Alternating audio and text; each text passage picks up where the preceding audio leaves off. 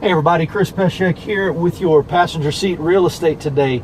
Man, wife and I just got back from a vacation. We were up in Colorado doing some hiking up in the mountains, touring around, just did some really cool things this year.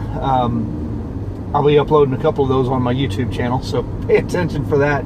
Some crazy things that I hadn't done before. But anyway, I am back in Austin, Texas, and we are cranking up another week of real estate in this market. So what I'm going to get into today in Passenger Seat Real Estate is a question that I had while I was away. Just a random person was like, hey, how do you know how much money you should spend on a home? Well, what I'm going to do is I'm going to give you kind of the old rule of thumb.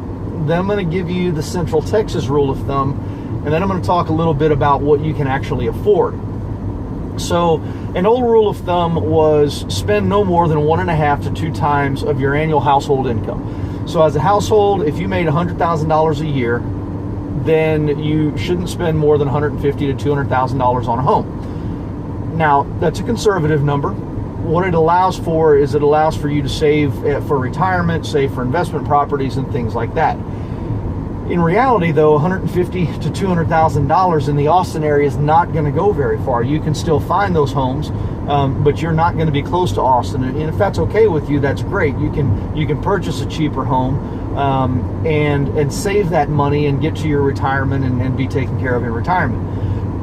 What we're seeing more now in Austin is a rule of thumb of 2.5 to 3 times your gross annual household income.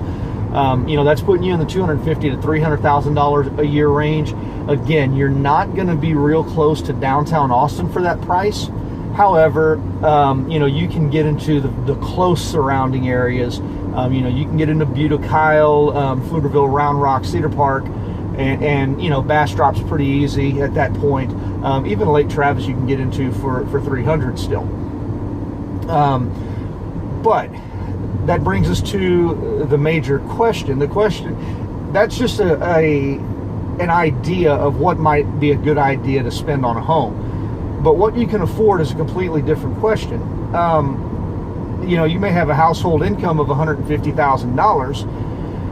But if you've got 2 car payments that are $500 a month, and you've got 2 kids in daycare at $900, $1,000, $1,100 a month, and you eat out 5 times a week and all this other stuff, your budget may not allow for the house that you want. And I'm not going to get into your budget and all of that stuff, but what I'm trying to explain is you have to take that into account, because when you go get pre-qualified for a loan, especially if you go to a new home builder, they're going to give you some number that you're going to be like, wow, I can afford a house that is worth that much.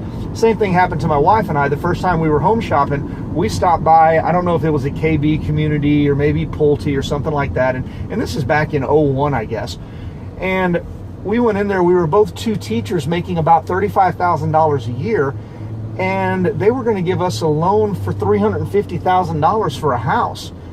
And we kind of, at first we were shocked. And then we started talking with each other. We're like, we can't afford that house. There's no way we can afford that house. And at that time, we bought a house for, I think, $165,000. And, a little over 2 times our salaries. So it was okay. And we were able to budget accordingly, and everything was fine with that house. But you've got to be careful when you go into these new home builders, and even some lenders, they'll qualify you for some crazy number based on your, the numbers that you give them and the paperwork and documentation you give them. But that doesn't mean that that's necessarily what you need to spend on a house. And there's other costs that kind of creep up on you that you may not be aware of. If you buy a condo, you might have condo association fees of $200, $250, $300 a month. That's, if you figure $70 per $10,000, that's another $30,000, $40,000 that would be the price of a home onto your mortgage without having a house that's worth that much. Normal homeowner association can be another $40 or $50 a month. Your taxes, if you get into certain communities, you might have 3% tax rate, so you could be over $9,000 in taxes and be in a $350,000 house. So you've got to take into account all of these things, and you've got to budget accordingly and make sure that you can afford the house that you're trying to buy. I'll kind of get off my soapbox there, and that's the long and short of it. The short of it is, in the Austin area, 2.5 to 3 times your salary. The long is, you got to budget and pay attention and make sure that when you're looking at homes, you understand what the hidden costs are. You know, and again, you may have roof expenses or rehab expenses and things like that, but you just need to be buying a home with somebody that understands those things and is not just trying to get you into a house as soon as possible, and make their paycheck off of you. So that's my little plug for myself.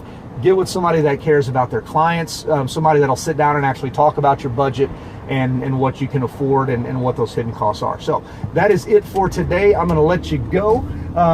Again, if you need any help, you can call me or text me, 512-736-1703. And as always, God willing, we'll talk to you soon.